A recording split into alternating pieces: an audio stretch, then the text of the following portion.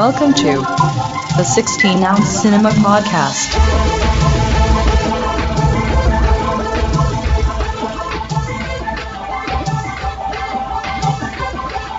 Hello and welcome to the 16-ounce Cinema Podcast, where we talk pictures and drink pints. I'm TJ here with Michael. Hey, what's up? And Angus. I prefer to be called the boss in this episode. The boss. Then I want to be. Can I be Mr. Big? Is that okay? Well, if you're Mr. Big, I want to be Sweetback. So all right. Yeah. Okay. So I'm Mr. Big. I'm here with the boss and Sweetback, and today we're talking Blaxploitation. But before we get to that, what beers do we have? We'll start with you, Michael. Oh, okay. So I have the Magic Hat Howell's Black Lager for very obvious reasons. Did you not have that before? I might have had that before, but I don't. I don't listen to this show. I don't remember him saying it. I sworn you did though. Well, I'm having it again because it was delicious and has cool eyes on it. So there you go. Okay, I've had that beer. I enjoyed it. Yeah. What I did was I'm going to do something that we've never done before. I'm going to make a mixture drink. Oh, boy. With my alcohol. So what I've got is I've got a bottle of Old English 800, an OE, malt liquor, and I bought a little bottle of Hennessy. And I'm going to mix the two of them together and kind of Frankenstein my own like little drink here. That's disgusting. Is this a thing? Like, is this actually done, or you're just being weird? I'm doing it to, like, it's kind of an homage to my movie. Okay, it relates to the movie. It'll make sense in the end. As long as it makes sense. So. Yeah. So my beer was gonna be actually Nanjing, a Chinese lager. That's appropriate. But it didn't happen because my son had a little meltdown and I just left because I only got 3 hours of sleep last night. I was almost not going to drink at all. A mildly amusing story why I didn't get any sleep was that I couldn't get to sleep originally. I had to wake up early today. And then around 2 a.m., I hear this shuffling out on my porch. And I was sleeping light already, so I heard it even before my dog started barking. Mm-hmm. So I'm up out of bed. My dogs start barking. So naturally, I hear shuffling all over the porch. I think there's some kind of crackhead out there. I don't live in a neighborhood where I should have crackheads on my porch, but I'm ready for a crackhead. So I kind of poke out the window, expecting to see a crackhead out there. And I don't. So I'm like, well, and I still hear the shuffling. So I'm like, okay, I'm going to get out there. I was like, I don't think I need a weapon, but I'm going to poke my head out the door. And it turns out there's these two dogs, which looked a lot like mine at first. So I was really weirded out because I was so tired. These two dogs are trying to get at my bunny that I keep on the porch in his cage. And they're spinning the cage all around and the bunny's freaking out. And I had to chase one dog booked it, but the other dog was like, whoop. And so I was like, I'm going to fight a dog on my porch at 2 a.m. But luckily, I took a few more steps towards him and went, get, and he booked it. Did you bring the bunny inside? Oh yeah, I brought the bunny in after that. And then because my dogs were barking, it woke my kid up. And oh no! I didn't get sleep the rest of the night through. Well, I have a story about my beer too. I guess I can just say something that I was really scared he was going to say it was a raccoon, and this episode is going to turn really offensive very quickly. I was like, I think he's making up this story. I don't like where it's going. I was super nervous. You have a story about your beer? Oh, yeah. I got a flat on my bicycle, so I couldn't buy any beer, so I just reached in my fridge, and this is what I pulled out. That's my beer story. Okay. I was expecting you were there buying your 5-pack or whatever it was when you got the Yingling. Yeah, that was a single tall boy, so that was the guy kept the rest of them. Oh, yeah, you got to drink the rest of them. Just took one. These 5 are for you, bud.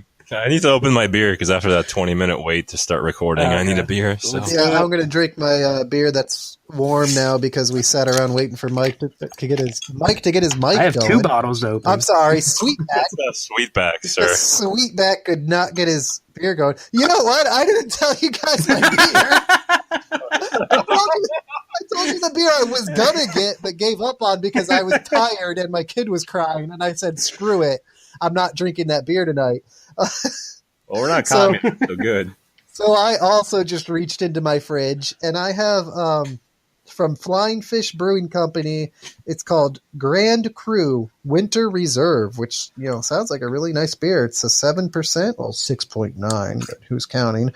It's a Belgian-style golden ale. Rich flavors help complement the foods and spirit of the season. Definitely sounds like Blaxploitation to me. It's out of New Jersey, so it could be. It could be, yeah. I want to say that my bottle of OE now has a thing where it has the cold wind blue symbol. And because we've been waiting for Mike for so long, it's white. Which I don't feel fits the episode anymore. Oh, no. So are you taking a sip of Old E and then a sip of Hennessy? What are you doing? Or did you? No, I'm dumping them together. Right? Yeah. I bought the little bottle for $6 of Hennessy, and I'm pouring it into the 32-ounce OE. Oh. So it's like you pour the whole bottle in, or you're like? Yeah, I'm pouring the whole bottle in. I have a strong distaste for your movie, no matter what it is. No, So Here, what does that taste like? I don't know. I'm pouring now. I'm excited. This actually sounds like it might taste like something. This is the best thing we've done yet. Let's see.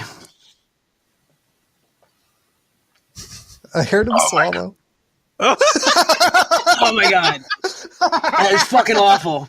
You gotta drink 40 ounces of it? Yeah, basically. Well, it's like 34 because of the 2-ounce bottle. Yeah, dude, that's fucking gross. Well, we used to drink a lot of vile shit, so let's just pretend you're like 20 again. Describe it in reference to maybe vile shit we've drank. You got to describe this. Well, first of all, I can't even imagine. It tastes like an Old English, which isn't great to begin with. Oh, yeah. But then it has like that base. That sweaty beer taste, right? Yeah, plus it's kind of warm because it's been sitting here. And fuck, let me take another sip. Oh, fuck, I'm going to puke. It has like a fucking kind of like an old ashy taste afterwards. Like that just it fucking lingers. Well, now I want a goddamn cigarette, thanks. Oh, god damn it. It sounds like he's drinking like an old man's chair. That's a good way to put it. Maybe you should just call a do-over and just grab whatever's in your fridge too. No, I think he's gonna see it I have through. to do it. Yeah, like that's part of the Dude, podcast. He's gonna be throwing up by the end. He's gonna miss my movie. You guys, he's gonna be throwing up. You guys are gonna hear me like a few times. Well, good thing you're going. No, you're not going first. He is going. I thought I was. Yeah. I mean, I'm ready. I'm ready to go. We can roll. Am I going last? Yes. Okay. You made the lineup. So, I did. My film. God damn it! I was first. All right. Well, you go ahead. No. Go ahead. You did them. Oh no! You did the beer first. Angus first. I thought I always follow Angus. I don't know how this thing works. So, my movie is actually known as the Godfather of Blaxploitation films. Ooh. So I'm excited for that. It's apparently the first Blaxploitation film ever, according to everyone except Roger Ebert, who does not consider this a Blaxploitation film. So I may have fucked up, or it's the father of Blaxploitation. I don't know. So when did it come out? 1982. It came out 4 months before Shaft. Okay, because Angus and I, before we were recording, were having a conversation just how Blaxploitation, you kind of think it was the whole decade, but it was kind of like a flash in the pan. It was very quick. It was the very early 70s, right? 70 to 73, and then it was winding down by 74. And my movie actually came out in 75, and I was reading it up on Wikipedia, and apparently it got a bad reception. A lot of it because people were done with Blaxploitation by 1975. So hopefully it makes a comeback after our podcast. So let's see. Well, I mean, I just went out to see Proud Mary, and that was a disappointment. So. Oh yeah, you did. Yeah, the trailers were great, but that's not the movie that exists. Anyway, so my movie is called Sweetback's Badass Song. So I see TJ's aware of that, or he just loves the name. I don't. Well, I'm aware of. Well, let me not step on your toes. All right. So before going into the film, basically what it seemed to be is about a black man who's really good at sex, who gets railroaded by the police, and then he just kind of rolls around. That's how it still happens to this day. Yeah. It seems to be a one-man show, so it was produced, scored, edited, directed, and starred Melvin Van Peebles. This is his fucking film, just all the way through. I'm surprised he didn't find a way to have a sex scene with himself. He was a Tommy Wiseau of his time.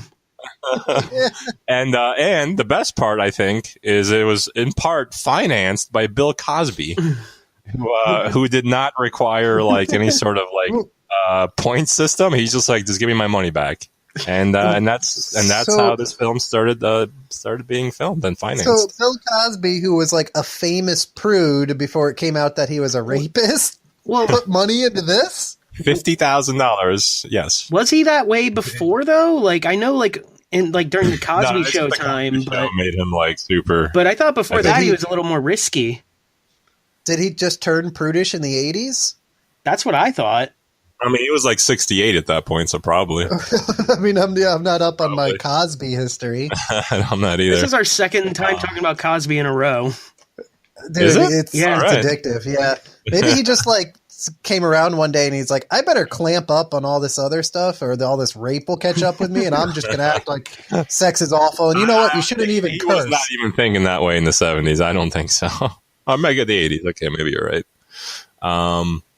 All right, well, so basically the film starts very oddly with several black women looking at a little black boy eat a giant plate of chicken, and I'm not kidding.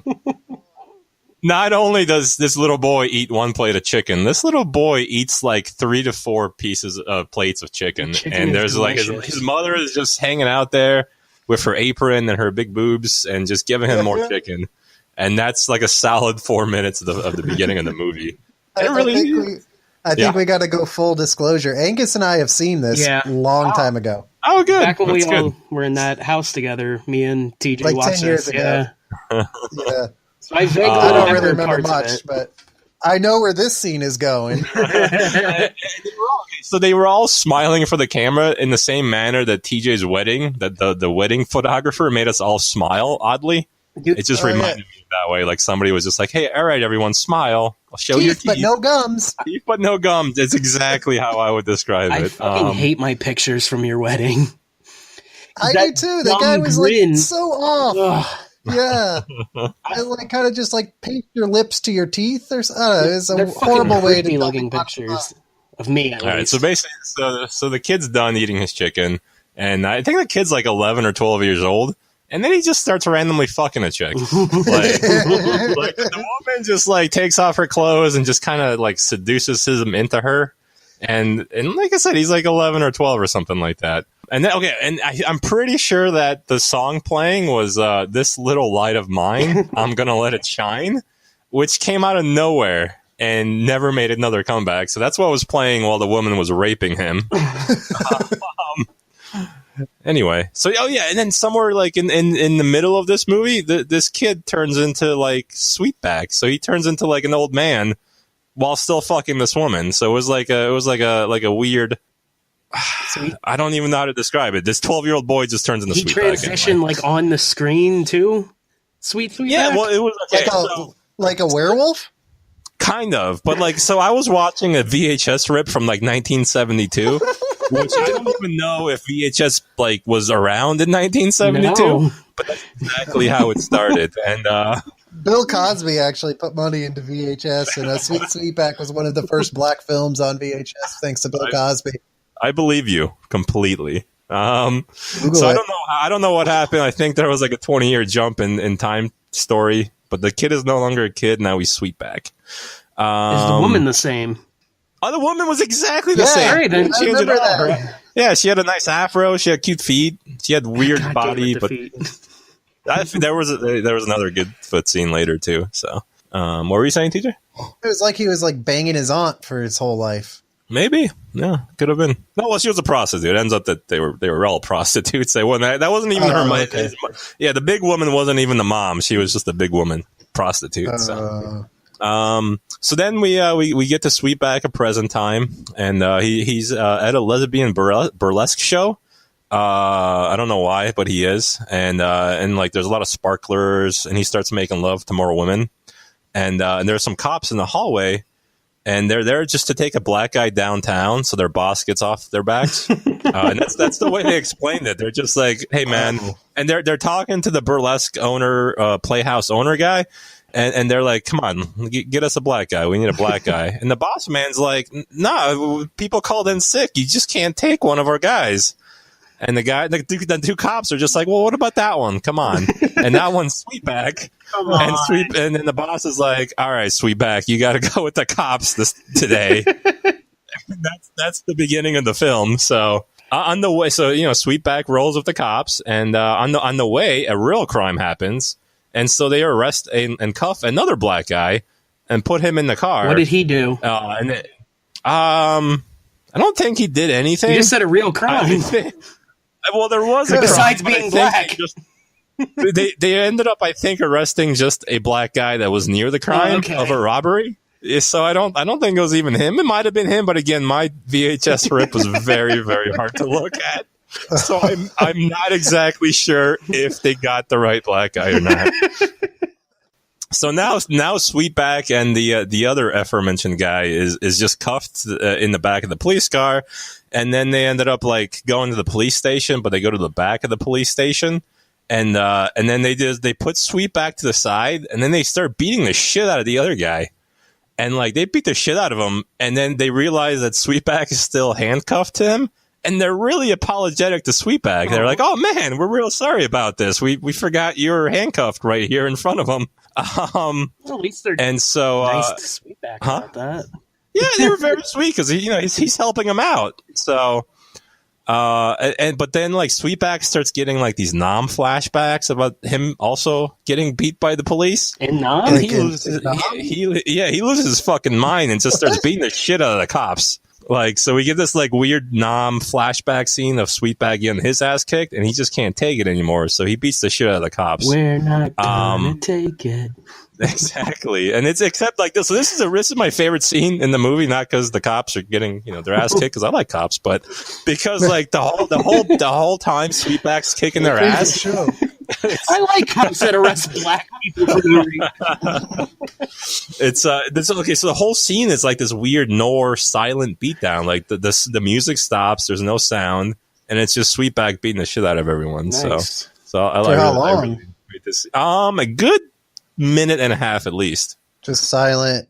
Yeah, it was like silent. I mean, it had some noises, but it felt like very much like a noir film. It was very cool. Okay.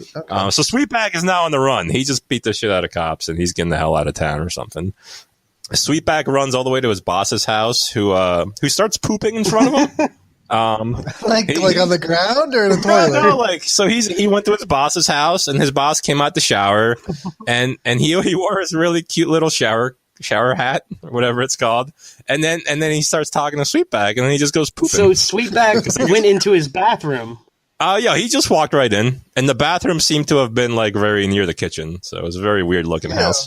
That's like health code. Well, the worst part violation. is he started pooping after a shower. Like, come on, man, you do that beforehand. Exactly. Also, he wiped. Wait. He wiped front to back, which blew my mind. I was like, I don't like this fucking guy. Isn't that what you're supposed to do? Front back, Mike. Wait, what? No, You're supposed to go front to back. No, okay, sorry. Yeah, the other way, back to front.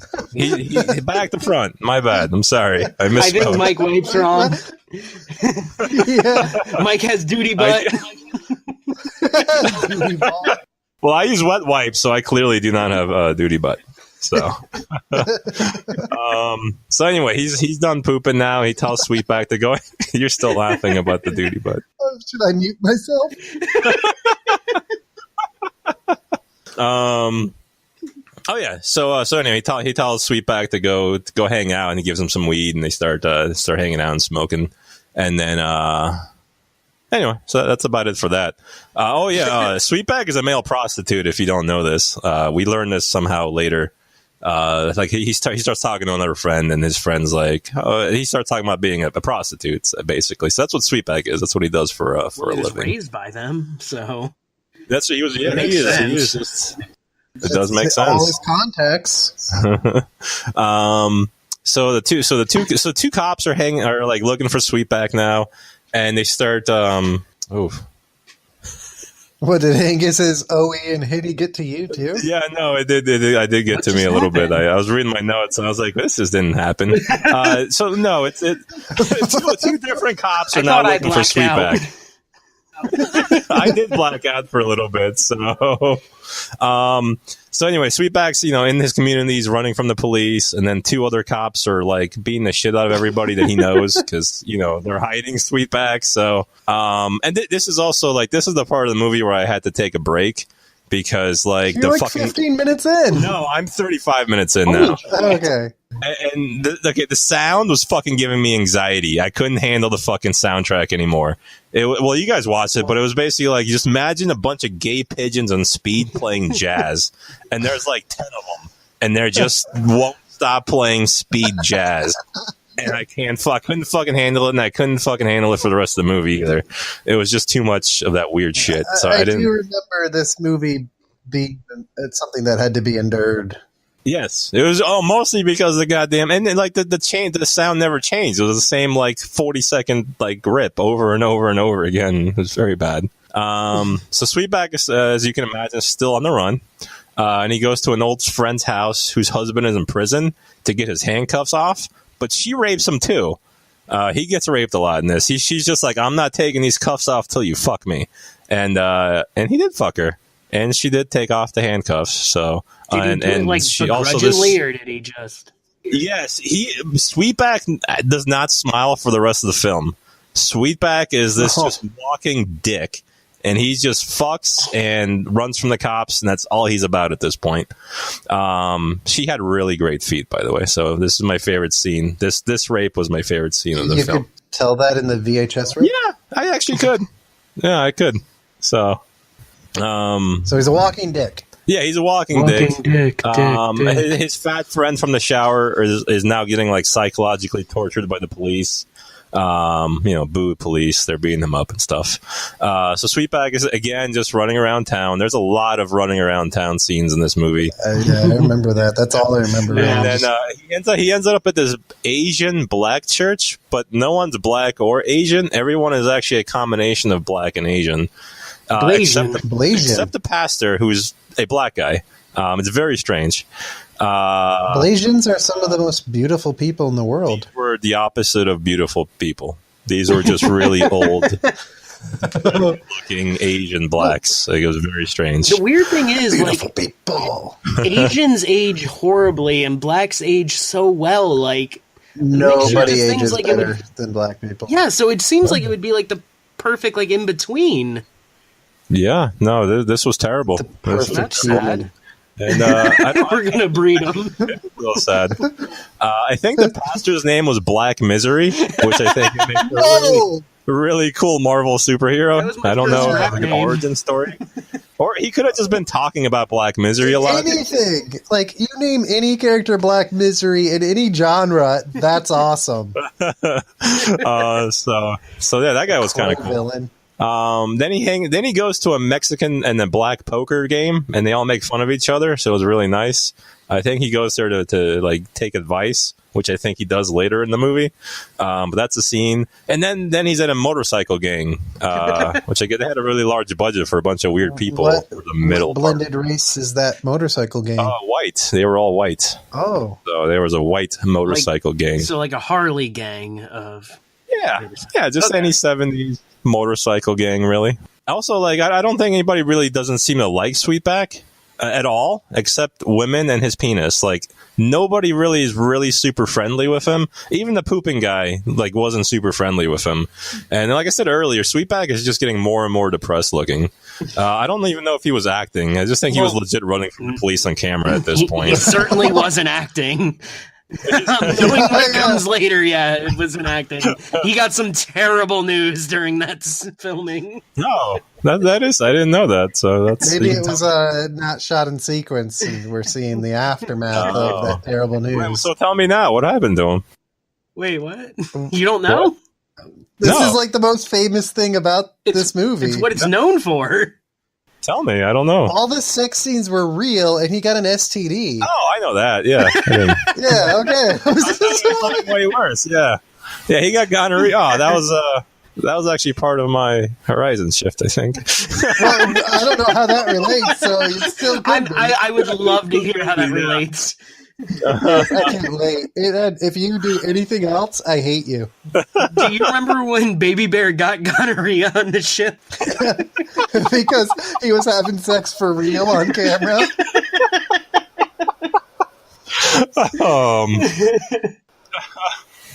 All right, so back to the motorcycle gang. They make a white woman get naked and do crunches, and then Sweetback has sex with her. Because Sweetback is a fucking machine, and that's what he does. Then we get a cool montage of non-Sweetback black guys getting beat up by the police for sleeping with white women. So I think because they were looking for Sweetback, so they ended up just sweeping up a bunch of like interracial couple black guys and beating them up. Okay. And the fucking pigeon jazz is still going, by the way. It's the whole every fucking scene is pigeon jazz. I honestly just thought about killing myself at this point. I didn't even think about turning the movie off. I just wanted to fucking die because of the fucking sound. Also, the tits in this film suck. Like, I remember, you guys remember, they're just awful. They're the worst breasts in all of cinema. Zero nice sets of tits. So I was very unhappy with that in the music. So Sweetback has been running from the cops so long that I actually honestly forgot why he was running in the first place. And I still don't quite remember. The movie is basically now beat up the cops. He beat up the cops. Thank you, Angus. Yeah. So yeah, now it's basically just Forrest Gump running all the time. He's running again everywhere. It's just instead of being retarded, he's just getting sex. And he fucks. I was coming. All right, now all of a sudden he's in the desert. I don't know how he got to the desert, really, but I remember this. I remember being like, "What is going on in this movie?" He covers his wounds in pea sand, which I do not think is appropriate for your wounds. I actually don't know how he got wounded, but then he peed on sand and rubbed it on his body. I don't know if you guys remember that scene. Maybe you can tell me more about that. I don't remember the pea sand. No. Yeah, I don't think it's going to help him personally. I don't know the medical knowledge behind that. So the last 10 minutes of the movie, they're basically Dr. like in an Huxtable told him to work. So the last 10 minutes of the film, they're basically on an African plain in Arizona, and Sweetback either dies or kills a dog. I can't really tell which. And I swear to God, I think he kills a dog. I rewatched it like 3 times. I don't get what happened. I'm pretty sure he escaped down a river while like South African Mexicans were after him. Only two South African Mexicans, so not a lot of people. And that's the end of my movie. And the fucking jazz stopped. So that was the best part of the movie, was the ending. And that's it. That's my movie. That movie is Sweetback's Badass Song. That's all I got. And so now we're going to Angus and his film. Yes. So I told you guys I made myself a little Frankenstein type drink because I thought it would go well with my movie. Yeah, are you throwing up yet? I'm almost, like, you can hear the fucking phlegm in my voice now. How far down that thing have you gotten? Half. Wow. Yeah, I'm half. I'm only halfway through my beer. It's drying the hell out of me, but I'm not throwing up. Yeah, but you didn't mix Hennessy with it. With a malt liquor. Because I'm not stupid. Dude, I thought it was a great idea. The reason I mixed these two drinks, kind of Frankenstein them together, was because the movie that I picked was Blackenstein. Oh. Nice. Which was directed by William A. Levey. Not Levey like Anton LaVey. It's Levey. Whose works include Wham Bam Thank You Space Ma'am, which I've seen, and that sounds pornographic. It was a very pornographic film. Okay. I watched it with Jesse like within our first year together, and it's about these spacemen who come down and just fuck up, like fuck human women to get their race going, but there's no like sign of them ever having babies. They just fuck our women. That's it. And he also is known for The Happy Hooker Goes to Washington and a movie called Monaco Forever, which was the first time Jean-Claude Van Damme ever been credited for a role in 1984. Oh. Wow. So this guy's a legend. Pretty much, I would say. Like, with those credits, I wouldn't say anything else about him. What was his name again? Let me open that back up. My maps. William LeVay. Yes, the fucking William legend. LeVay. Who stopped making movies in 1991. So did Van Damme get his start in porn just like Stallone? No, apparently he's, what was it? Because I was looking up Jean-Claude's shit. Because this was before Van Damme was even 2 words. He did it Van Damme, like VANDAM, but it was his first time actually being credited. Where was it? God damn it, I clicked the wrong thing. Fuck what he was in before. Oh, he was a background guy in Breakin'. All right, so Blackenstein begins. Yes. It's a cold opening shot of a laboratory. There's lightning and equipment just going fucking crazy. Just whoosh, whoosh, beep, beep, beep, beep. That's all you hear. Like for fucking 2 minutes. It's just beep, beep. Are there like the credits rolling? No credits going credits. for this? It's a cold open. Cold open to this. No explanation. Oh, wow.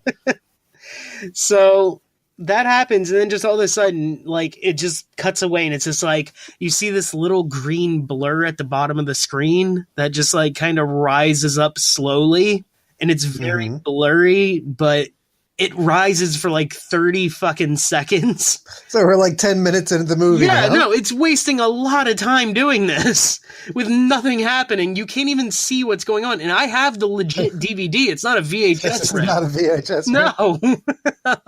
I bought the deluxe fucking Blu-ray, or not Blu-ray, DVD. So it slightly goes up for like 30 seconds, takes its time, which becomes like a reoccurring theme in this movie of just slowly moving. No. And it finally becomes clear and says Blackenstein. And if that's not enough, a little thing comes up in quotation marks, the Black Frankenstein. In case you were unaware what we were going for. I guess that was for the white audiences back in the day. They would have been too cool on what Blackenstein. Wait, what? What is this? Oh, okay. Oh, yeah. Oh, the Black okay. I thought I got him in the wrong theater. So, did this guy do porno? Space porno.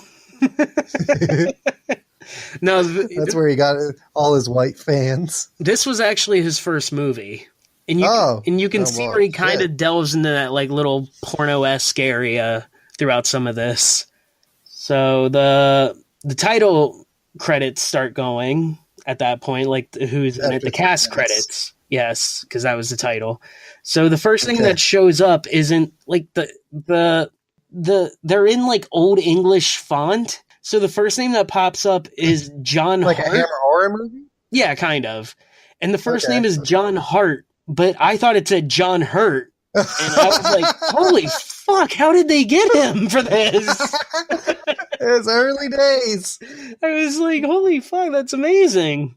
But it wasn't. It was John Hart. Who, later on, I'll just tell you, he looks like the old version of Dick Van Dyke with his mustache, except bigger.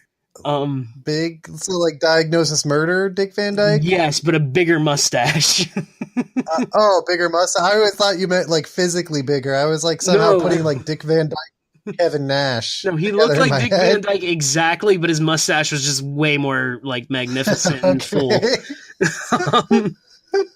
After the John Hurt dilemma, where I thought it was him and it wasn't, another name pops up that I thought was hilarious. This guy's name is Bob Brophy. Brophy? Brophy. Like a trophy for a bro? Yeah, like a brophy. Like it seems like you could announce this, like, the winner of the brophy is. That's the brophies. Annual brophies. Guy's my favorite now. Like Spike TV gives out brophies. Oh, that would be a great show. Fucking Clint Eastwood wins every year. All right, so after the credits, it cuts to a plane with white people getting off the plane. Like a lot of white people getting off the plane. Is it because a black guy got on the plane, or why are they getting off? The plane never took off. They just saw him come off. Angry white people just like, I'm getting the fuck out of here. No. Well, the very last person to get off the plane was a cute black lady, which is kind of like, well, why was she the last one to get off? Oh, yeah, because she was sitting at the back. Yeah. That's not right. No, especially in 1973. Maybe she was the pilot. Was she the vampire Blackula? We're not watching Blackula. Was the Blackula guy? Oh, Jesus, what are we watching? We're watching Blackenstein. We're watching the Black Frankenstein. I'm sorry. I was lost for a second. I get it. All right, so this woman gets off the plane. Her name is Dr. Walker, and she went to California to see her old professor, Dr. Stein. That's not a black name. No. This is an old white man. Oh, okay. Who looks like old Dick Van Dyke with a bigger mustache. Oh, it's John Hart. Yes. And he lives in a giant, scary castle in the middle of California. Like, I think L.A. He just has this... Go ahead. Like the Winchester Mansion. I don't know what that is. Like the lady went crazy and built like stairs to nowhere and shit, and it's supposed to be haunted. Oh, that movie's coming out soon. Yeah, that's what I thought. I don't didn't see that. About that. Like, let's get back to Blackenstein. Yes. But it's just this giant fucking castle in the middle of L.A., I guess. Which, just so we're clear, the woman is not a vampire. She is not a vampire. She's just a doctor. Okay. I'm with you. And she goes to California to meet with her old professor. And she gets to his castle and like rings on the doorbell, and this guy opens like, "Yes, what do you want?" And this guy's name is Malcolm, and he's basically Dr. Stein's Igor, except he's just like a 6'4" black man with acne. Well, acne scars. Oh. Okay, like Seal? Kind of, yeah, but he has like nicer hair. Like really, okay, I'm picturing Seal with nice hairs. Nice hairs? Nice hairs. Like every hair is very nice. Yes. He lets him in. He lets her in, and Dr. Walker is telling Dr. Stein about her future husband, who was wounded in Nam, and they just flew him back to California to the VA there, and that's why she traveled there, because she was in New York. And then all of a sudden it's just nighttime out of nowhere, and they're having this giant scary dinner in a scary dark room with fancy music playing. It's kind of, yeah. And there's like 4 candles lighting this fucking 50 by 50 foot room. Well, yeah, you can't afford the light bill. He's got a fucking castle in Malibu. The taxes there are so high. Yeah. It's fucked. So she's saying that she wants Dr. Stein to look at her husband. His name is Eddie. She wants him to look at him the next day and see if there's anything he can do, because he's been doing some very like creative surgical things over the years, and she's been studying him since like she left. And he's like, yes, I agree. So the next morning they go to see Eddie at the VA. And Eddie's been blown up by a landmine and has no legs or arms. He's basically he's a torso in a bed with a head. And you get introduced to him by him saying, "I want ice cream." Fair enough. Okay. And there's an old white orderly who's just angry as shit, and he's like, "What'd you say?" He's like, "I would like some ice cream." And then this old white guy just berates him for like 4 minutes. For wanting ice cream? About, like, him wanting ice cream. He's like, you want ice cream? I used to want ice cream. And then just went into this whole story about nothing, where he kind of sounded like he was mad at black people, but, like, black people had nothing to do with what he was mad about. And he's just, like, ranting to this guy and just refuses to get him ice cream. He's just like, well, how about a cold drink of water? But the guy's got no. Like, maybe he's just doing really bad in physical therapy because he has no arms and legs. What it seemed like, not till you do better. You got to show some progress before you get ice cream. You can have ice cream when you grow that arm back, son. Yeah. The thing is, like, this Only guy, walkers get ice cream. this guy reminded me of, like, Archie Bunker yelling at a leftist black man. But he has no reason to. So Dr. Stein and Dr. Walker go into Eddie's room and they convince Eddie to let Dr. Stein operate on him.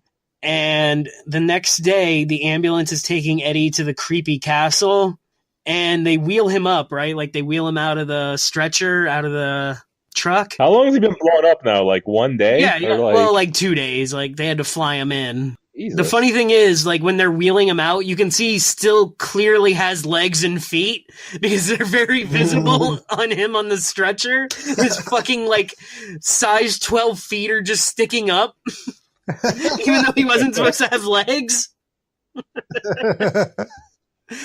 And, Dr. Stein, like, goes around and shows Dr. Walker some of his patients. One's like a 90-year-old woman who looks like she's in her 60s. She has to take a shot every 12 hours to look young, but she's still bedridden. So it kind of defeats the purpose of why she would be young. Because she can't leave the bed. What? Yeah. Does she at least look good? For a 60-year-old 90 woman, yes. Mike wants to know how her tits and feet are. We don't see her tits or feet, sadly. I wanted to.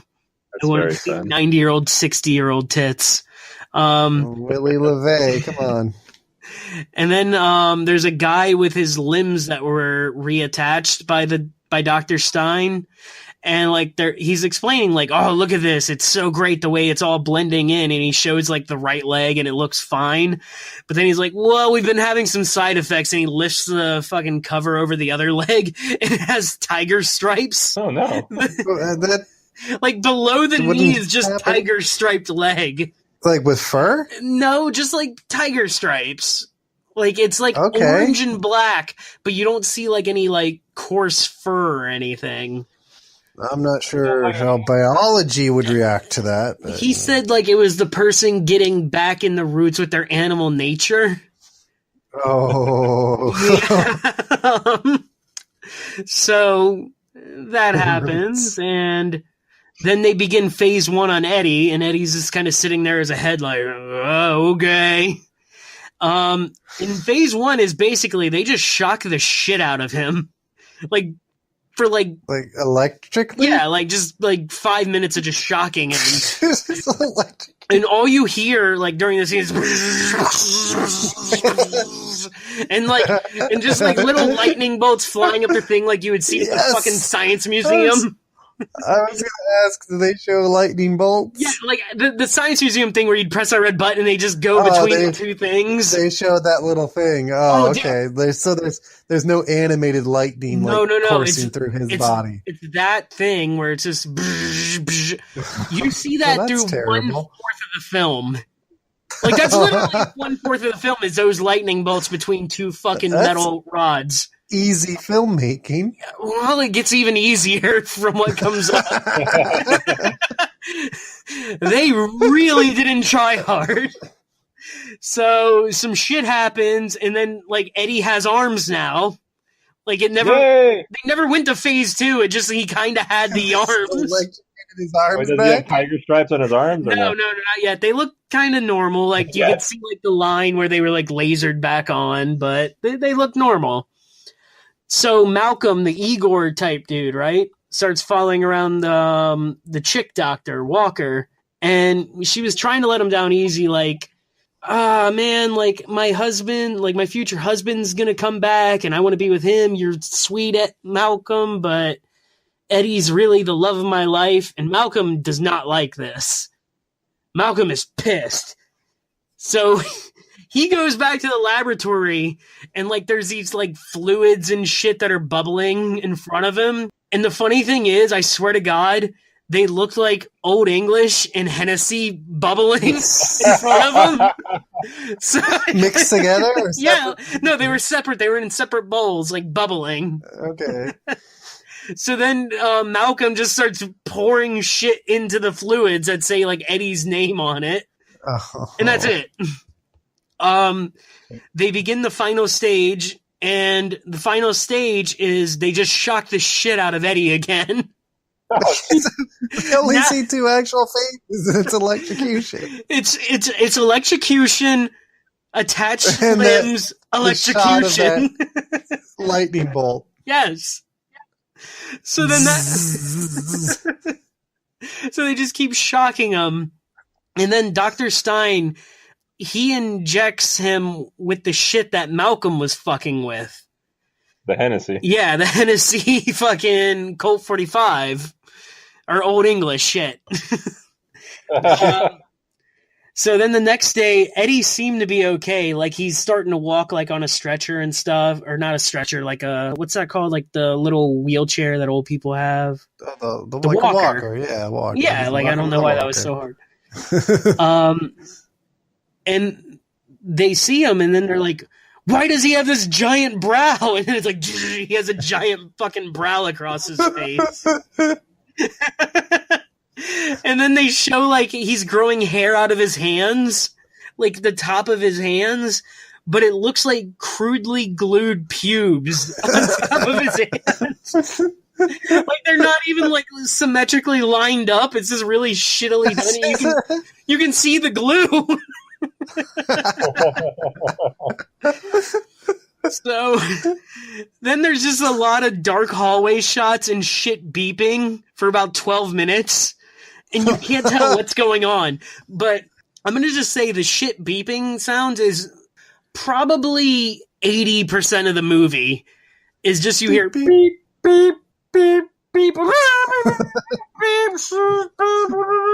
and that's all you fucking hear throughout the movie. Like, yeah, the sounds, because there's, like, even when there's dialogue being had, those sounds are louder than the dialogue. And it's throughout the entire fucking movie when there shouldn't be sounds of that. Even when, like, they're all getting off the plane, beep, beep, yeah, beep. well, that's the 15% where it wasn't doing that. Okay. But from that moment on, that's all you fucking heard. Dude, that's all you're going to hear from me now the rest of this episode. I can't stop now. It reminds me of what I watched. So then they just follow, like, so Blackenstein is getting up, and they, like, he's fully formed now. Like, he's in Blackenstein mode. And he gets up, and they follow him in real time throughout the fucking laboratory, outside, and then walking all the way back to the VA. What? Yeah. How many blocks is that? It was quite a fucking walk. Like, it was about, like, I would say at least 10 minutes of just watching him walk slowly. They just filmed a little hike that they had. Yeah, like 5 minutes were through the laboratory and you heard the sounds and shit. And then he got outside, walked for another 2 minutes, saw a building that said VA hospital, and he just stared at it for a little bit, and he's like, and then he walks in, and then he kills that old white Archie Bunker dude. You see him walk all the way back to, like, the office where Archie watch him Bunker is? walk the whole way. He walks through the building to find him. And the way he kills this dude is he just lightly pushes him against the wall until he dies. But it's all behind, like, a screen.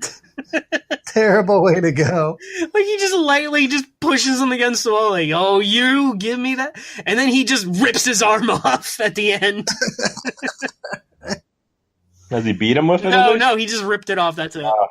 So then we're back outside, and then there's a rich white couple that's banging.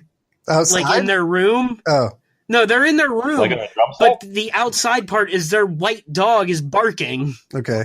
So there's a little white dog barking and oh god damn, I keep saying breaking. That's the movie I'm gonna make one day, people. Keep an eye out for it. Coming soon, 2020. So Blackenstein sees the white dog, and I guess he just doesn't like white dogs, so he went and killed it. Makes sense. And then the white couple that was banging were like, "Oh, the dog's barking. Go check on it." So the guy goes, and he's like, "I don't wanna." He gets killed. The old rich white woman goes out. She gets killed. She gets her stomach ripped out. Yeah. Did it look good?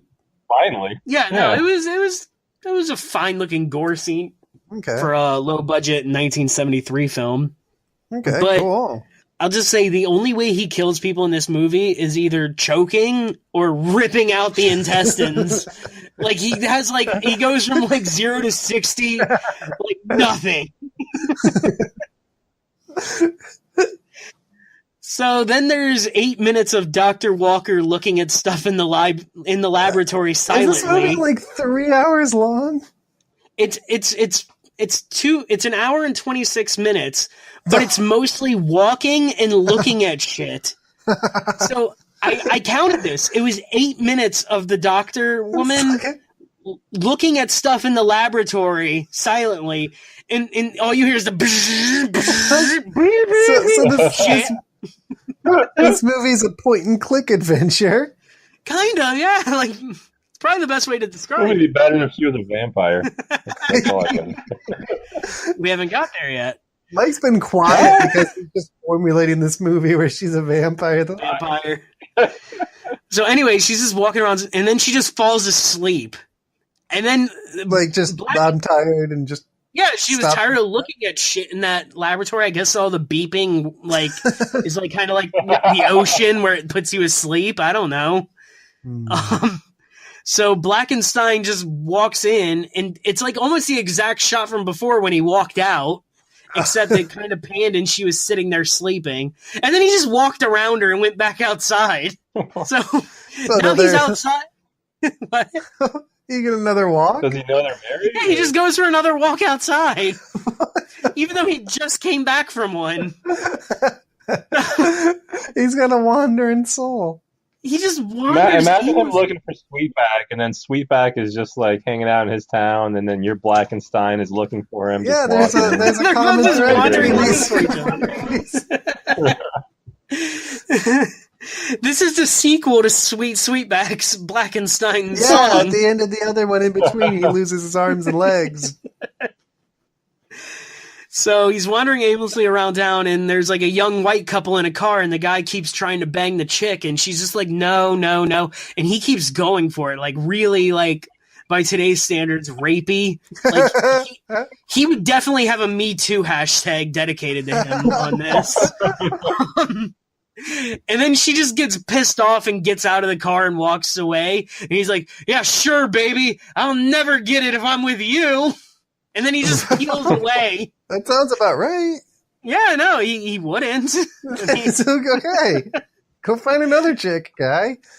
So instead of just getting banged by this like rich white dude who had like a nice Oh, she's gonna die. Blackenstein just grabs her while she's walking down a pier. Yeah. And like he just walks with her for like 2 minutes down the long ass pier, and you don't see anything except like feet walking. Is this all like in broad daylight? No, this Or is all night? at night. I was picturing it in broad daylight. I don't know why. I was like, Me this, too. No, this yeah. movie probably couldn't like afford or have the technical skill to light a shot, so they probably just did it all in daytime. The only daytime shot was her getting off the plane and going to the castle. That was Okay. it. The rest is like so- all nighttime. Oh, so they shot it. I'm impressed. Yeah, so I just assume he threw her in the water like God damn it, like Frankenstein did to the little girl. Because you never see her again, you never hear anything about it. So then, Yeah. it's back to the castle, and there's just a sad breakfast going on between the two doctors. Wait, hang on. Whoa, I must have missed what happened to the woman. He threw her in I the think- water. I think he. Oh, he did throw her in the water. Well, Okay. it's not shown, but that's just what I assume happened. Because what else would he do? Just walk her down a pier and then just let her off at the end and walk away? We don't know what this guy's thinking. Sad breakfast back at the castle. The doctors are all like sad because they don't know what happened to him. And the doctor was like, Dr. Stein was like, Dr. Walker, let's go back to the lab so we can talk. And Malcolm is there and he's just like, hell yeah, they left so I can eat their food. What? He just starts eating their food. So I'm taking it that Dr. Stein doesn't feed Malcolm. That's low. And now Eddie is locked away in a lab prison, and police show up to interview Dr. Stein. But then all of a sudden, Blackenstein is back out in the world again, outside. Oh. No explanation how he got out or anything. He's just out there. And then there's a jazz club, and this guy tells a 3-minute long joke about a talking dog. Oh, good. I love 70s movies that do that. They let them the scene breathe. You get the atmosphere. There was absolutely no need for it, but I mean, it was an okay joke in the end. You want to tell it? The talking dog fucks like another dog, and because he got $5, I'm not going to go through it. So then he introduces a woman who comes up, like this kind of fat black lady who lip syncs like a really good R&B like soul song.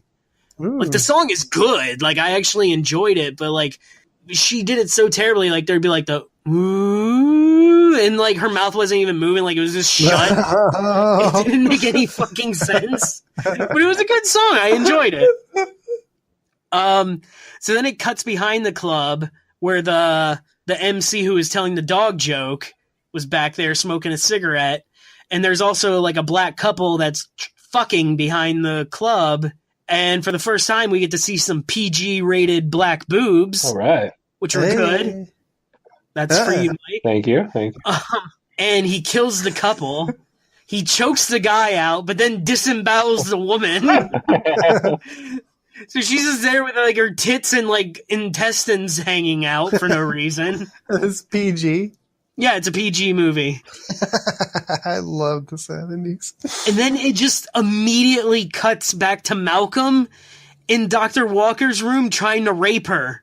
No. Like, but he's being like kind of a gentleman about it. Like, she's like, no. And he's like, all right, I'll go softer. But he's still going for it.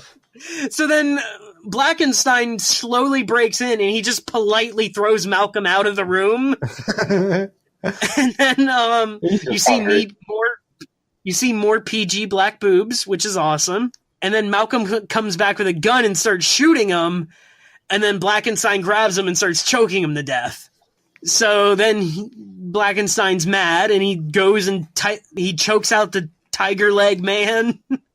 He chokes out the 90-year-old, 60-year-old lady. They didn't even do anything. No, they were just there, and he chokes them for like maybe like 3 seconds, and then they're dead. They're already gone. He's strong. He's a vampire, you know. Yeah. So he's not a vampire. He's a Blackenstein. He doesn't know anything about monsters. I don't know what to call him. Vampires have a name. What the fuck's a Frankenstein? What do I call him? A Blackenstein. So all right, he goes back down to the lab with Dr. He's a Walker. Ghoul, okay. Never heard of I thought it was a monster. Yeah, I think we would monster. Monster. Ghoul sounds different. I don't know. Fuck it. Dr. Walker is in the lab and she's like, Eddie, it's me. Eddie, it's you. Don't do this. And then Dr. Stein tries to take him down from behind, but then Blackenstein like just knocks him out and then runs away again. Jeez. And then for some reason, there's just some white woman in a car and he like just kidnaps her and takes her to some weird area. And then she breaks free. So he catches her and then he tears out her intestines. So the police arrive now and they have like these dogs, like German Shepherds, 3 of them. They let him go. The dogs run and instantly find him and just eat him. They just eat Blackenstein at the end of the movie. It just fucking ends right there. He's just eaten alive by dogs. I heard Kiki's movie ends with dogs too. This is great. No dogs in my movie. No roaming around either. I got the oddball movie by like accidentally getting a normal movie that I thought was going to be weird. My movie was 80% wandering and 80% weird music, and then the other 20% was just like, I don't know what the fuck is happening. And so was Mike's. Yeah. And not music, it was just weird sounds. Yeah, mine was acid jazz and running around town. Mine was soul R&B and sounds. So, all right, that's what I got. All right. So mine was from director Chuck Ball. It is 1970. Oh my! Is Cleopatra Jones and the Casino of Gold. Now I thought this would be gold because this is a movie about a black. Yeah, right? Yes. I sound like an idiot who doesn't know enough words. It's about a black woman taking out a Chinese drug ring run by a lesbian white woman. Okay, now I understand your beer choice. I made fun of it earlier. I'm sorry. Is it back in Cleopatra's time or no? Oh, the Nanjing, the Chinese beer. Yeah, because that's a weird choice for Black History Month. Because really the movie's more of like just a like. I guess by this time in 1975, people were more into the China thing than the Blaxploitation. Yes, side. black people were turning Chinese. I really think so. Yes, yeah. So this movie has much more of the Chinese to it. It just basically they put Tamara Dobson, who plays Cleopatra Jones, as the lead. It's also was produced by one of the Shaw brothers, so I don't know if that means anything to you guys, but they were like not at all. They were the big kung fu company in Hong Kong in the 70s. They were like basically any of the kung fu movies from the 70s you hear about now, like 90% of them were produced by the Shaw brothers. Does Cleopatra do like kung fu? She does fight, yeah. All right. Not really kung fu though.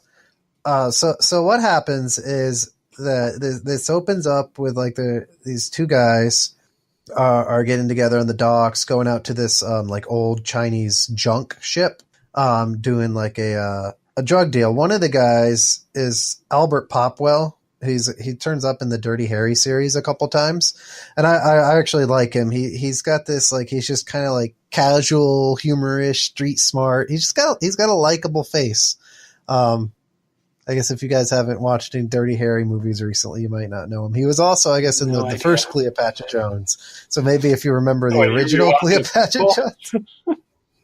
Yeah, this is the sequel to the original Cleopatra Jones. Have you watched the original? Not in ages. I don't remember it. I think there was like a butch redhead who was the villain in that one. So I think maybe another like, lesbian villain. Maybe I'm wrong. So anyway, they go to this drug deal, and of course it goes bad, and there's a big old shootout, and it's actually a pretty good shootout. This movie has decent action direction, so whoever Chuck Ball was, I kind of looked him up. He's not really anybody, but he could move an action scene by 1975 standards. So essentially what happens is that the lesbian white woman I mentioned, that she's the dragon lady, she knows that the one guy that Albert Popwell and his brother was meeting is probably betraying her. His name is Chen. He gets away. So Chen gets away, but she captures Albert Popwell and his brother. They're like Melvin and Marvin or something. I didn't pay attention to the character names because I'm terrible like that. I didn't even write it down in my notes. So it turns out that these two guys are actually like related to Cleopatra Jones, who's some kind of like lone wolf government agent. And they were actually on an undercover operation trying to, uncover the Dragon Lady's drug ring and work to take it down. But now they're disappeared. So Cleopatra Jones has to come on the scene. And of course she has she's got a white superior officer guy. He's Norman Fell. I guess he was in Three's Company. What character?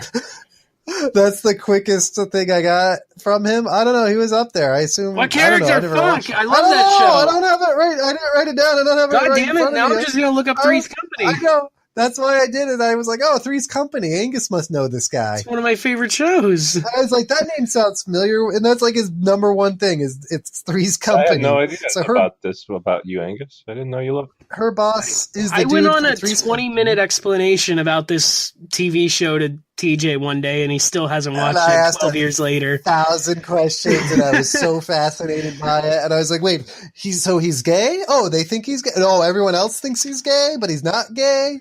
Oh, he has to pretend to be gay all the time?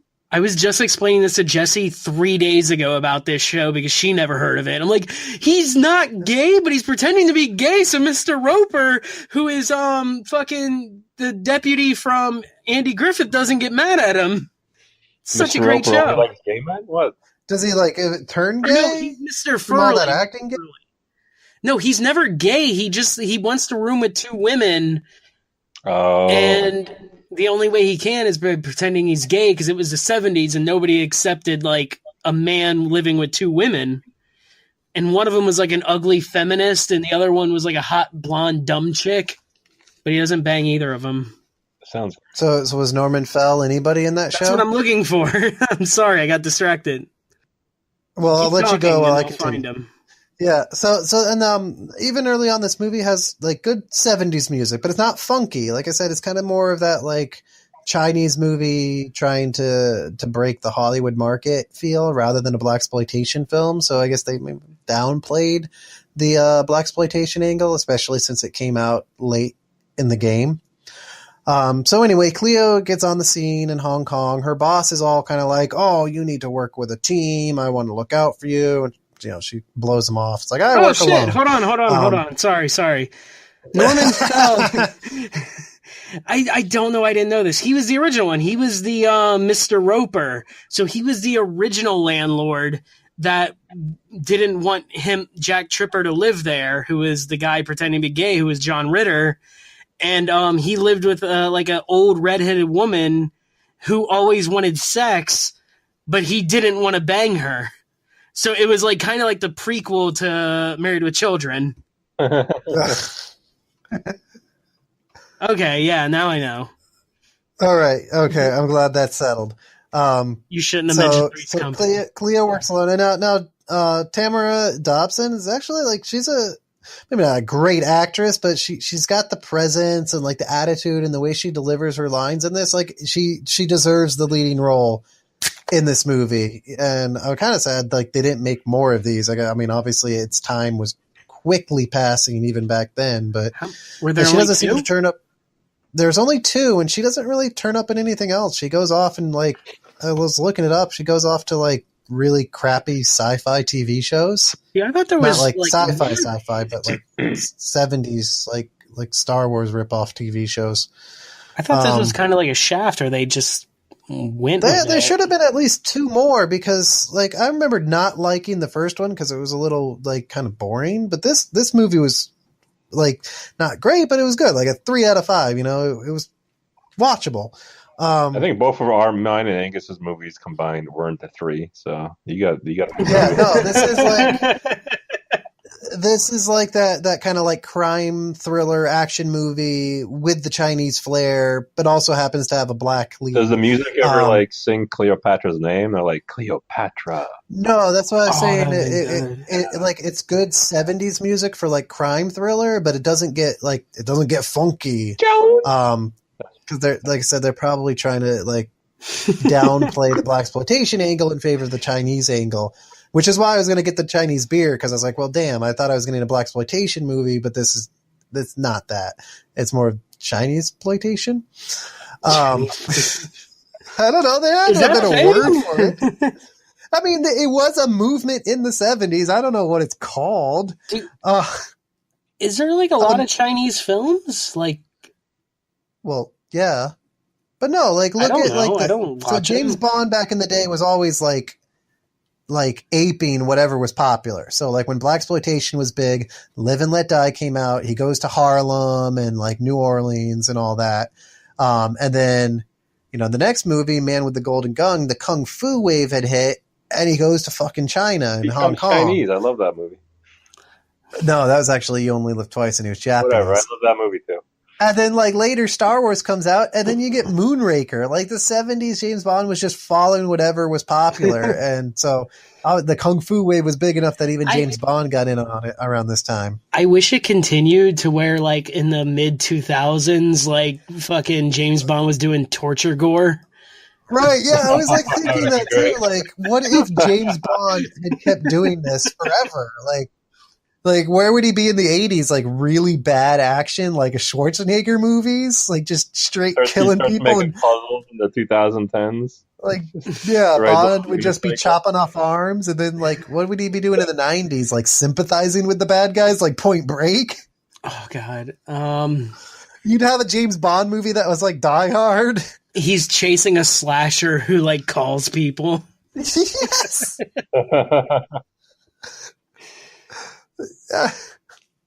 So Cleo's on the scene.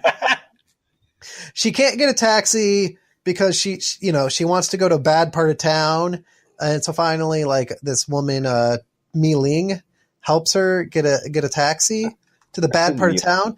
And then they show, like, it's kind of, they kind of do, like, the Dirty Harry thing where they show you a lot of shots of the city, and, like, clearly they want to, like, hype up Hong Kong and show a lot of it.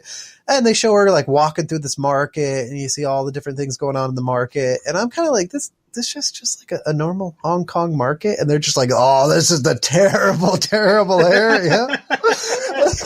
Well, I say it's so awful, and then just lavishly display everything about Hong Kong, like on the taxi ride there, and as Cleo is walking through, you're just like showing all of it like it's glorious. And yeah, you know what? Very friendly, like little, Asian people just waving and like, stuff. Ooh, look out. Yeah, like the movie is like part like tour travel guide. Like you see a lot of Hong Kong, which I thought was great. I like trying to make the city a character. But yeah, it's weird to me that they say she's going to like the worst fucking part of the city, and you just see like they actually film all these live people just going about their business in the market, and I feel like, man, if I saw this, yeah. Oh man, maybe it is the worst part of that city. Maybe it's just a fucking great city. That's how good it is there, is that their worst part is fucking amazing. Nobody wants to go. They're like, oh no, the lines there are very bad. Why don't you go over here? It's much quicker service. She's like, no, I want to go there. No, the lines are so bad. They're like 6 people deep. Sometimes there they don't thank you twice. Yes. There's a lot of weak handshakes in that district. What a shithole. Yeah, I don't like it. Fuck that place. I'll never visit. Now's a good time to mention that Tamara Dobson gets a credit in the going back to the opening. In the opening credits, she gets credited for doing her own makeup. Like it says that she did her own, like yes, like Cleopatra Jones makeup by Tamara Dobson. That's it's like at the beginning is so weird. Yes, it's at the beginning. That should be something you save at the end. Like in the beginning, that's just like kind of like sucking your own dick. Yeah. Like I was like, yeah, who did she know to get that in there? Because who is she? Maybe she was really good at the makeup. Maybe it was just a big part of it. It's really good. Chuck Ball was impressed. I was like, damn it. Yeah, Chuck Ball was like, God damn, Cleopatra. That's good. Or whatever her real name is. He refuses to call her by her real name. He's method directing. That's he just gets into it. It gets her, that's how she had such good attitude as the character. So she goes in there and she's, she kind of busts some skulls. She's trying to find Chen, that dealer, because she knows that's, where her guys were last supposed to be, and that's the link higher up to this, mystical or mysterious dragon lady. So she gets herself in trouble, gets attacked by these guys, and Mi Ling shows up again. And it turns out she's like with a couple other guys, and they're private detectives who are also trying to take down this drug ring, and they have like a network of child spies. And then there's like a car chase. I'm kind of glossing over it because this is all very mediocre 70s crime thriller stuff. I don't need to dwell on it. We do get to know the dragon lady a little bit. There's a scene where she's it's just this like. What makes her a dragon? That's her name, Dragon Lady. That's the lesbian white woman who runs everything.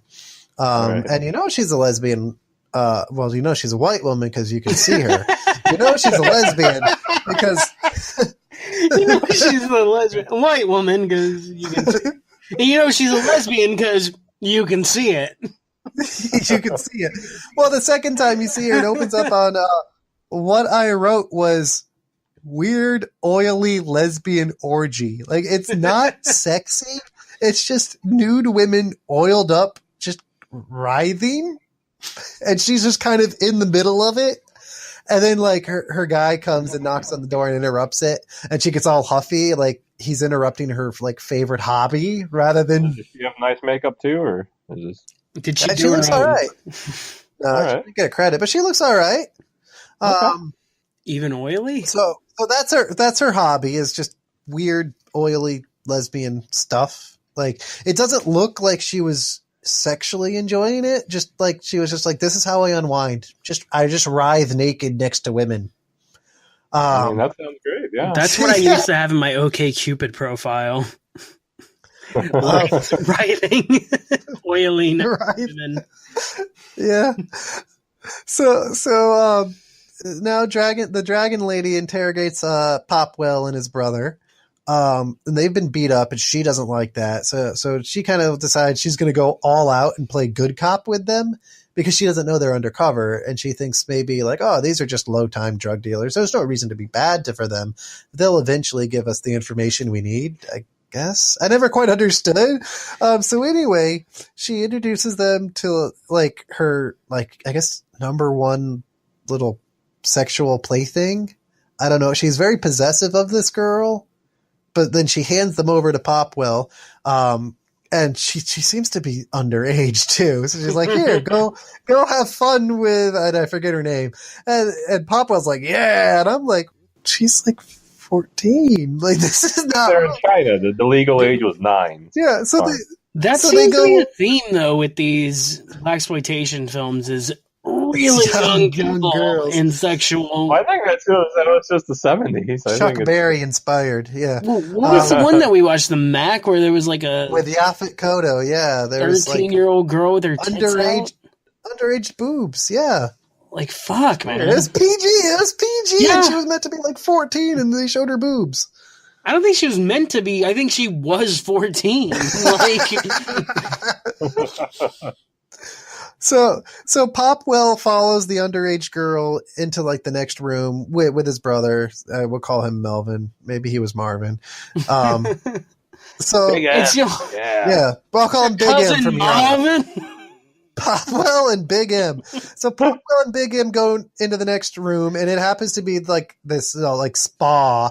So they have like the not hot tub, but hot baths, like a sauna going on.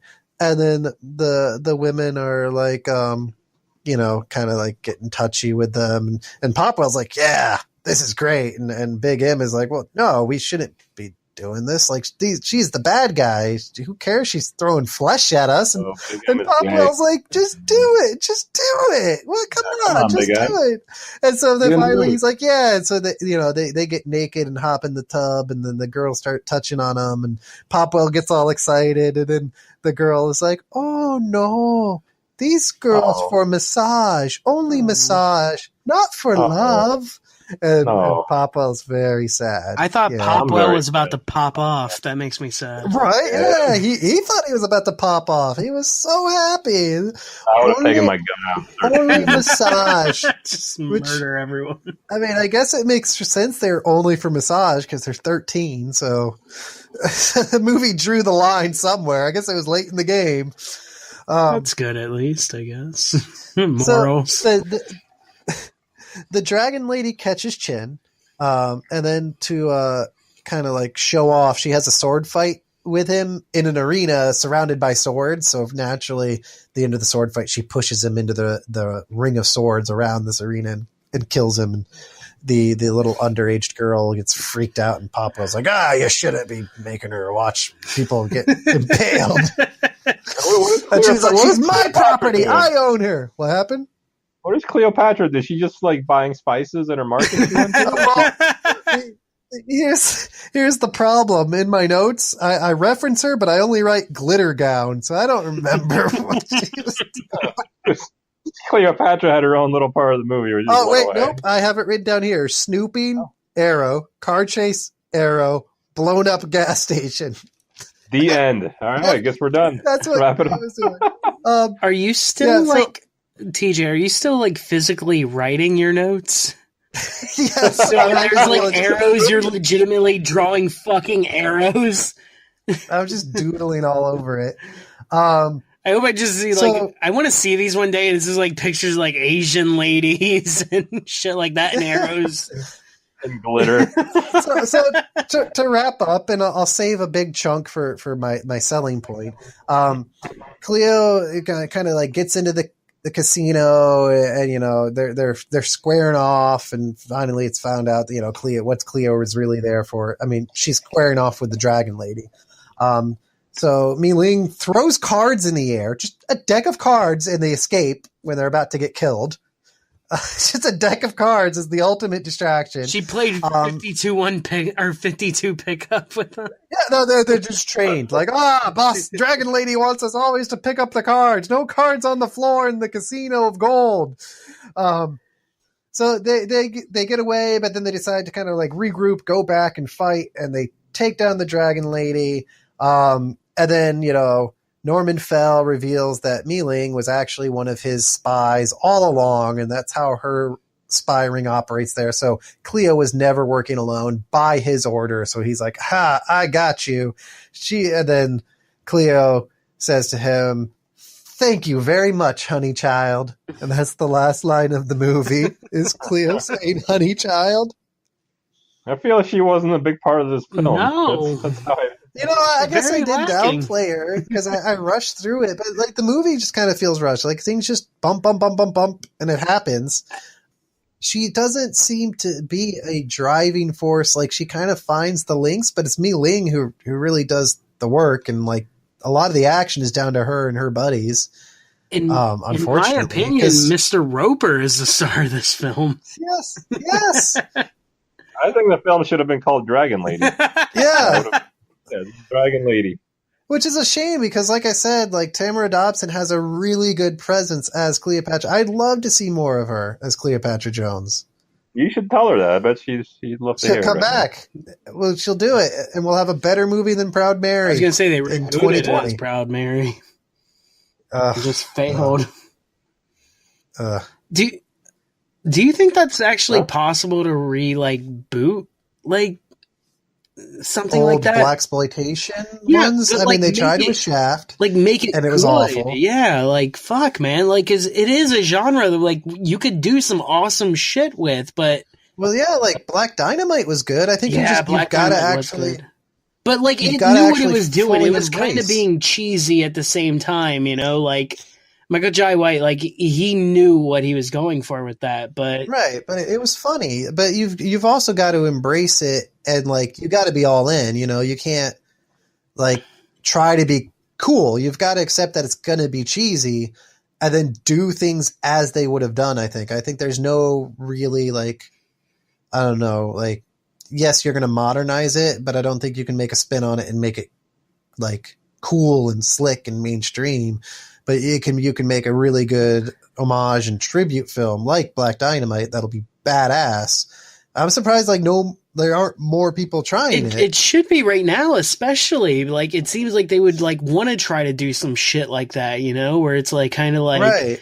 Because you know what I mean, it's they're feeling downtrodden, the whole Trump thing, they seem like they could make movies like that could actually kind of sway everybody, where you're I agree with this, but goddamn, that was a fun movie, and it'll make you think about rape relations and all that shit, even it could change everybody's mind. Yeah, came out of tension and anger and rage, and then which is what we're going through right now. So they became a lot of cheesy stuff, but there's all like it's also really entertaining, and like that I think would be like there's a lot of the same social field for that to come out of again now. But that's what's bumming me out is they're not doing it like that. Like it's just like they're not trying to be clever. I think they're just afraid to be taken the wrong way, maybe. Like, because I think like these are some sort of artifact, and I mean, some of them, even though they're like black directors and black actors, even like now, it almost looks like, well, is that racist? The things they do, but it's like no, it wasn't then, and there wasn't anyone involved like to be racist because the entire cast and crew was black. But I think people are just afraid to do it because like that's my problem with Proud Mary. Like I don't know if you saw the trailer for Proud Mary. I watched it. Even after the name you said it. Even the name Proud Mary, like, and the trailer kind of hypes you up that it's going to be like female Blaxploitation John Wick. Like that's what the trailer wants you to believe. But what you get is just a fucking straight to DVD action crime, not even action movie, just like a crime movie. It was just so boring, and there wasn't any element of fun except when they blast the song Proud Mary at the end and she like drives her car and shoots a machine gun and does that John Wick stuff you're expecting. Yeah. But like even that might be like not exactly the right way to go because you don't want to just, make Blaxploitation John Wick because what the fuck is that? Yeah. I guess it could be cool, but yeah, it sounds awesome actually. It does sound awesome. Like, I want to watch that right now. Like, I do want to see it. Obviously, that's why we all want to see that. That's why I went to see Proud Mary because I thought it was female Blaxploitation John Wick. Yeah, exactly. Yeah. Like that's why I'm saying. Well, this would be the perfect time to do it. Like, everybody could fucking love that right now. Yeah, it could be funny. Like maybe like somebody obviously might take it to like ridiculous like Machete lengths and be awful about it. But I love Machete. You take the good with the bad. As bad as like Machete Kills, then I'm gonna go ahead and say I don't think Blaxploitation's coming back. So I don't think so. No, I think absolutely not. But like, I wish it would. Like something. Like I think it could be like a fun version of it. I think it could be done as like somebody had the balls. Like, we had Black Dynamite. That was a one-off. Yeah, I mean, Black Dynamite was fucking amazing, and like it's still like highly like respected by critics, and like when it came out, Well, it didn't get like a wide release or anything. No, it was a limited release. But people fucking love that movie. That's a cult classic, and it really is good. Like, are there any other movies that have tried to been throwbacks? I can only think of fucking Action Jackson. Pootie Tang? With Carl Weathers, but... Yeah, I don't remember that one at all, so... It's great. It's like, it's comedy. It's kind of like Beverly Hills Cop meets, like, Police Academy meets Commando. So, Mike, why don't you sell us on a... Sweetback's badass song. Mm-hmm. Sure. Unfortunately, both of these things have already been talked about, really. We forgot. But we'll reiterate them a little bit. The first one is that Variety magazine calls this the first Blaxploitation film ever. So obviously you have to watch it for that. Even though Ebert does say it's not, but he's dead, so fuck his opinion.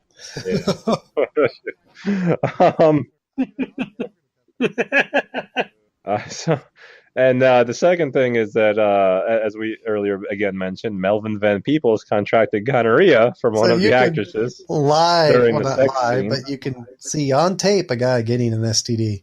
But the best part about it was he applied for compensation from the Directors Guild because he quote unquote got hurt on the job, and he used the money to buy more film for his more films coming up. So he used gonorrhea. He made more movies. Yeah. He used his gonorrhea money to go make more movies where he got more STDs. That's a possibility. Yeah, I haven't seen his STD specials in the other ones. So. The real question is, like, which sex scene gave him gonorrhea? I'm going to go with the white woman, personally. Yeah, actually, they have it. Also, it's on the internet of which scene it was. I I didn't believe know that. Okay. that is actually the one, because when you were going over the movie, I was like, wait, no, it's the biker chick who gave him gonorrhea, and I was like, I don't know, that must be. Bikers were, yeah, she was the gnarliest looking of them all. So that makes sense. Yeah, because he was the most clappy looking. He had gonorrhea face, is what I'm saying. me and TJ, we watched that and we wanted that scene, and we collectively like circle jerked to it just because the man got I fucking remember waiting for that scene. gonorrhea. All right, so that's why we should watch Sweetback's Badass song. Angus? So there's a lot of it. Beep, beep, beep, beep, beep. Yeah. Stop it. All right, well, for my movie Blackenstein's. No,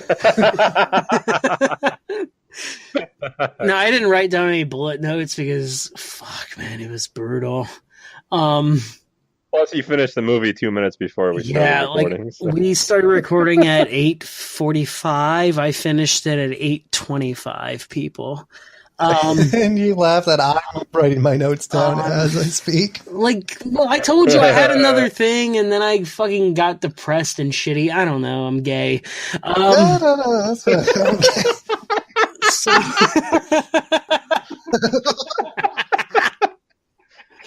who knew we'd offend another crowd by this, like this podcast? No, the like when they had like their R&B like soul soundtracks playing, like that music was really fucking good, man. Like when she's like taking the plane and everything, like there's this soul song playing that's awesome. The bitch who like fucking horribly lip syncs it. It's a fucking great song. Like they're both good songs. So the opposite of my film. Yeah. I like it. All right. And then I mean, you can say you watched a movie called Blackenstein. That's a pretty good selling point. That's fucking hilarious right there. Like they don't even know what the movie is. Good. Like as soon as you hear Blackenstein, you're like, yeah, no, I get why you watch that. Those are my bullet notes. All right, so for Cleopatra Jones and the Casino of Gold.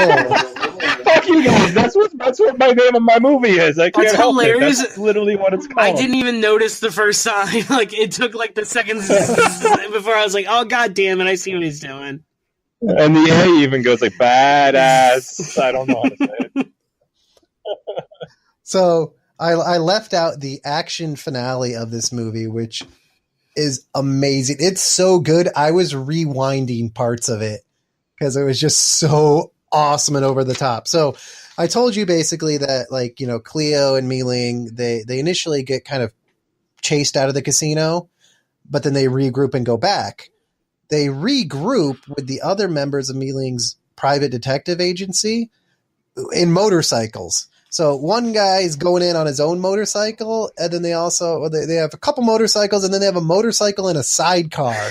So Cleopatra Jones and Mei-Ling bust into this casino. These motorcycles are going upstairs and like fucking taking out craps tables. They're going through on this motorcycle with Cleo and the sidecar just fucking railing dudes with machine guns, just opening fire on everything. Mei-Ling had this thing where she has like these feather darts that she's daintily throwing feather darts into guys' hearts and killing them. And you see at least like 3 dozen guys fall off balconies. Yes. Just fall to the ground below. Yes, constant. I love balcony falls. There's one part where one of the motorcycle guy just fucking rides down the balcony, just fucking kicking dudes off the balcony. And then at one point he goes down the stairs because he gets up top to the balcony, but then he goes down the stairs just fucking running them over on the motorcycle. As Popwell and Big M escape, there's also a great scene where they get one dude by like one holds up his arms and one holds his legs, and they swing him and throw him downstairs into like 4 other guys. So they do like the little domino gag. The part that I rewound the most, I actually rewound this 4 times. This is like the big finale. This is like Cleo, they've been pinned down. They're like, they flipped over a table, of course, and there's so much fucking machine gun fire from both sides. And they're just gunning dudes down and they're falling off the balconies. So the final like climax of all these balcony falls is that finally the motorcycle flies off the balcony. Jeez. The dude jumps off of it to swing from a chandelier. And of course the motorcycle falls to the ground and fucking blows up and kills some dudes. Nice. So that is my big selling point for Cleopatra Jones in the Casino of Gold. I just wanted to start singing that Sia song where she's talking about swinging from the chandelier, being too drunk. Yes. I'm going to rewatch the scene with that song playing. Oh, that'd be amazing. I was thinking like I would never watch this movie again, but I would watch it again just for that scene. Because like I said, it's average anyway, so it's watchable, but it's so awesome. And now it's time to express our undying love for Paul W.S. Anderson's cult classic Event Horizon by relating the movies that we watched to that movie in a segment we call The Horizon Shift. Horizon Shift.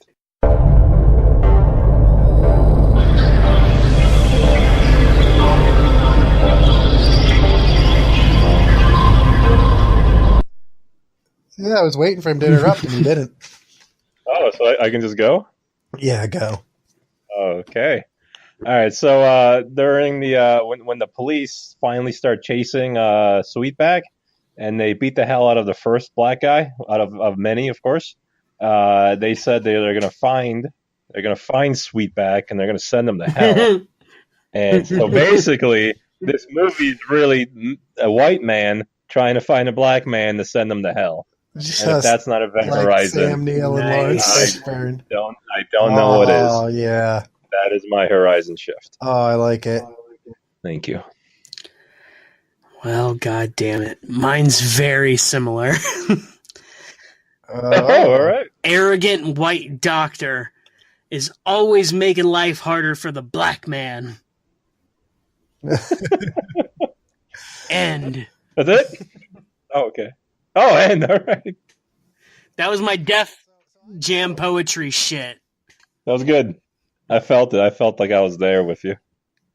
All right, so I did a lot of research trying to come up with my Horizon Shift this time. So I was looking at, did Run Shaw have anything? And I got to Blade Runner with him because he produced Blade Runner, but that was kind of a dead end.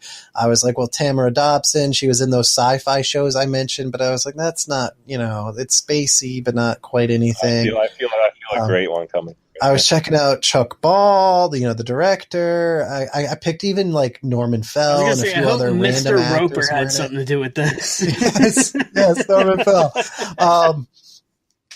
I went down to the filming locations, but Cleopatra Jones filmed in China. What, like personally? You visited them personally? What? Yes, I visited them to see if I any of the filming locations in China from Cleopatra Jones would just spark a memory for me or connection. It was a great trip. A little one note, but it was good. The market has changed dramatically, and I don't think it's a shithole. But they didn't say thank you twice. So anyway, after all this research, what I finally found was that they were both summer movies. Oh fuck! I couldn't That's pretty good. Shit. Cleopatra Jones came out July 15th, and I think Event Horizon was August 17th, or maybe those 15 and 17s were flip-flopped. They were, so right in the middle of July and then right in the middle of August. I was even like, well, maybe one's 1977, but no, it's 1975, so it wasn't even I couldn't even have the 20-year thing. But they were both summer movies. Can I just say something? Is the funny thing about that is that's the same thing I did for Out to Sea, but I just lied and said they were supposed to be the same. Yes. I just blatantly fucking lied. It was no, they were going to come out the same weekend, but no, they were both summer movies. We're totally going to start repeating Horizon Shifts, but That's okay. As long as we color them up like I did. Oh, fuck. Yeah, that's good. So now we got to go around to the table here, and each one of us will pick a favorite from the other's movies. So, Michael, you going with Cleo or are you going with Blackenstein? As much as I want to pick Blackenstein, he made it sound so awful that I'm very tempted to pick Cleo, but I don't want to watch an average movie from the 70s either. But it's got that climax that really makes it pop. But I do want to kind of say that I've watched Blackenstein last week. That is kind of. I guess I'm going to have to go with Cleopatra and the Dragon Lady. Yes, the Dragon Lady. She was great. She was a great villain. I didn't mention that. But she basically because of the lesbian writhing. I would like to see that. Yes. I guess. Yeah. Hey, I'll watch it again. I'll watch it with you. That's okay. I kind of want to see I'll get a bottle of wine. Like the climax. Not the climax in the lesbian scene because there wasn't one. It was weirdly not erotic for writhing naked women, but I guess Angus's turn to pick. Yeah, where are you landing, Angus? This is a tough one because I have been wanting to watch Sweet Sweetback just because I don't remember a fucking thing from it when we watched it because I was pretty fucked up and it was 12 years ago. But I'm gonna pick TJ's thing. And the only reason why is he can't pick the next episode because it's already been decided. Yeah, no. He's the only one who hasn't picked an episode yet, so well I did, but dastardly of you. That we had in existence when I won with Streets We're of Fire. We're not talking about those ever episode. again. Shut up. So we should explain that what we're doing is for the Black History Month, we're going to do 2 Black movie episodes. So right now we're doing the Blaxploitation. Our next episode, we're going to do 90s Black drama. We decided basically what's going to happen is that the winner, you have to win both, right? That's what we agreed on? Yes. Okay. So if one of us can win both, that means basically I have to come in and win the other one? Or do we want to if we have a draw? Because Mike already got a winning one, didn't he? Well, yeah. Yes. I'll get to that. I remember it. We didn't hash this out beforehand at all. It was a great time to do it. And any about that. Well, we're not going to hash it out right now, but in any event, the winners of these episodes is not going to get to choose a theme. However, whether they win one or both, or if we have a face-off, if there's a different, winner for the second episode. Anyway, somebody's walking away with a wild card. So anytime in the future, if they've not won and someone else picks the theme, they can trump it with this wild card and institute their own thing. Shouldn't we call it the race card that we pull out? The race card, done.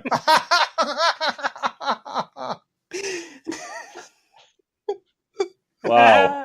Ooh. Well, I still want to hear what TJ has to say about our movies. So, TJ. Well, I have seen Sweet Sweetback.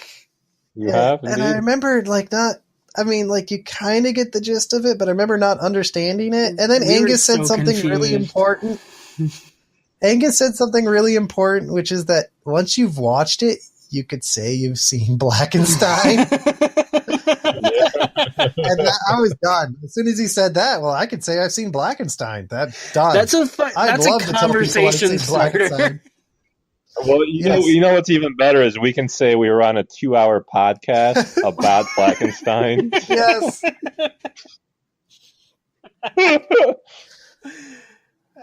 So now that all of you have listened to a 2-hour podcast about Blackenstein, thank you for listening. We will see you next time.